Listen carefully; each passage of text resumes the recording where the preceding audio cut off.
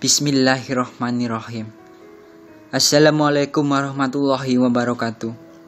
Innal hamdalillah nahmaduhu wa nasta'inuhu wa nastaghfiruhu wa na'udzu billahi min syururi anfusina wa min sayyiati a'malina may yahdihillahu fala mudhillalah wa man yudhlil fala hadiyalah. Asyhadu an la ilaha illallah wa asyhadu anna Muhammadan abduhu wa rasuluh la nabiyya ba'da. Ikhwanilah yang dirahmati Allah, marilah kita senantiasa memanjatkan puji dan syukur atas kehadirat Allah Subhanahu wa Ta'ala, yang pada kesempatan kali ini kita diberikan banyak sekali nikmat oleh Allah Subhanahu wa Ta'ala. Dan tak lupa, sholawat dan salam semoga tetap tersurah pada uswatun kita, suri tauladan kita, Nabi Agung Muhammad Sallallahu Alaihi Wasallam, yang kita nantikan syafaat beliau pada yaumil qiyamah nanti. Allahumma amin. Yuwanilah yang dirahmati Allah, pada kesempatan kali ini saya akan menyampaikan kultum yang bertemakan tentang teladan dari Imam Syafi'i. Sebagai seorang imam mazhab, Imam Syafi'i merupakan sosok imam yang memiliki karakter yang patut untuk dijadikan teladan bagi kita semua. Bukan hanya perkembangan dari mazhabnya yang berkembang sangat pesat, bahkan di Indonesia penganut mazhab Syafi'i merupakan penganut mazhab yang paling banyak.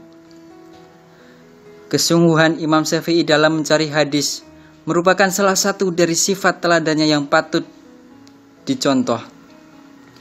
Imam Syafi'i dikenal sebagai seseorang yang menguasai berbagai macam bidang keilmuan dan dikenal sebagai seorang yang banyak menghafal hadis. Namun, salah satu yang paling patut dijadikan teladan dari beliau ketika mencari hadis adalah kehati-hatiannya ketika mengumpulkan hadis tersebut, sehingga banyak hadis dari beliau yang dikumpulkan adalah hadis yang sahih.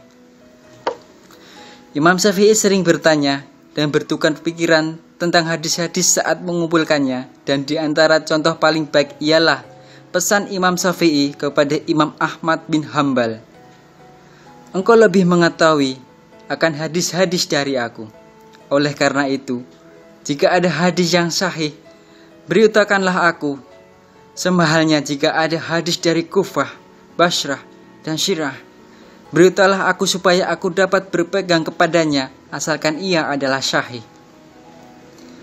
Teladan lain yang tidak boleh kita lupakan ialah kisah Imam Syafi'i yang mengimami sholat subuh di masjid yang bersebelahan dengan kuburan Abu Hanifah. Beliau sholat tanpa membaca doa kunut, dan apabila ditanya, seseorang sehabis sholat Imam Syafi'i menjawab, "Masa aku hendak melakukan sesuatu yang berlainan dari apa yang diajarkan olehnya, padahal aku berada di sebelahnya." Walaupun pada asalnya Imam Syafi'i berpendapat bahwa doa kunut itu sunat dibaca dalam sholat subuh, tetapi pendapatnya itu dikebelakangkan sebagaimana menghormati Abu Hanifah yang berpendapat doa kunut itu tidak sunnah dibaca. Di samping itu, Imam Syafi'i juga tidak berkunut pada pagi itu untuk memudahkan jamaahnya yang mayoritas pada saat itu adalah pengikut Abu Hanifah. Sifat Imam Syafi'i yang menunjukkan penghormatannya kepada Imam Abu Hanifah merupakan salah satu sifat yang patut untuk dijadikan contoh teladan. Meskipun beliau adalah seorang imam mazhab yang sama dengan Imam Abu Hanifah, namun beliau tetap menunjukkan penghormatannya kepada Imam Abu Hanifah. Jika kita belajar dari sosok seperti Imam Syafi'i, maka yang paling menonjol dari beliau adalah kemampuannya dalam menerima dan mengantisipasi perubahan. Kenyataan bahwa ada yang disebut qaul qadim dan qaul jadid itu saja sudah menunjukkan bahwa Imam Syafi'i menolak kejumutan atau stagnasi dalam pemikiran dan tindakan. Beliau adalah tipe cendekiawan yang senantiasa mencari tanpa henti. Padahal dengan kapasitas inteleknya yang luar biasa, bisa saja beliau menjadi seorang yang dapat dekat dengan pusat kekuasaan. Teladan yang harus kita ikuti dari beliau adalah menjadikan tafakun fiddin, sebagai etos kehidupan yang akan mampu menjawab tantangan dalam kehidupan dan ikut meningkatkan kualitas manusia di sekitarnya. Demikian, mohon maaf jika banyak salahnya. Afun minkum.